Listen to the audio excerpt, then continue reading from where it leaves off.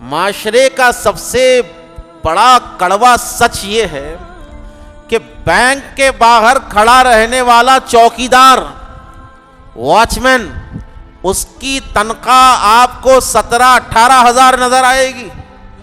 کس کی؟ واچ مین کی۔ واچ مین کی۔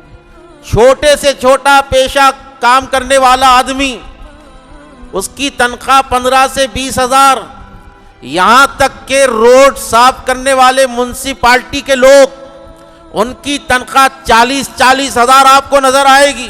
لیکن بڑے افسوس کی بات ہے، مسجد کے امام کی، مسجد کے مؤذن کی تنخواہ آپ کو 10 ہزار کے اندر نظر آئے گی۔ وجہ کیا ہے؟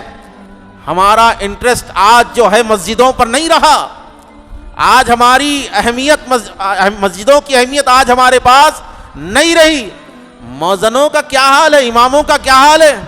محلے میں کوئی آدمی مر گیا تو مؤذن صاحب جا کے بیٹھ کے رونا، غسل دیے تک رہنا، کفن پہنائے تک رہنا، دفنائے تک رہنا، پھر جو ہے زیارت میں رہنا، دسویں میں رہنا، قرآن پڑھنا، بخشنا۔ جی مؤذنوں کا کیا حال ہو گیا؟ آپ کے گھر کے انڈے لانا، آپ آتے، آپ لڑ کر بیوی سے آتے، ڈانٹتے مؤذن کو آپ۔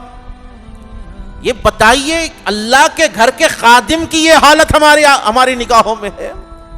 وہ آپ کا غلام نہیں ہے، وہ آپ کا نوکر نہیں ہے، وہ اللہ کی بارگاہ میں خدمت کرنے والا آدمی ہے۔ آپ اس کی قدر کریں۔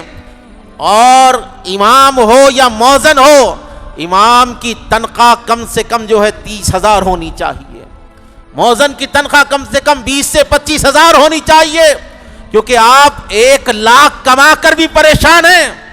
آپ 1 لاکھ روپے کما کر بھی بول رہے 1 لاکھ بس نہیں ہو رہے، بچوں کے فیساں ہیں، میڈیکل کے خرچے ہیں، ڈاکٹر کی فیس ہے، بیوی کی خواہشیں ہیں۔ ارے مسلمانوں، ذرا سینے پر ہاتھ رکھ کر کہو، تم اپنے بیوی بچوں کو 1 لاکھ میں نہیں پال سکتے تو یہ غریب مؤذن 7 ہزار میں اپنے گھر کو کیسے پالے گا؟ یہ غریب امام 15 ہزار میں اپنے گھر کو کیسے پالے گا؟ تم کو ہوش کے ناخن لینے چاہیے۔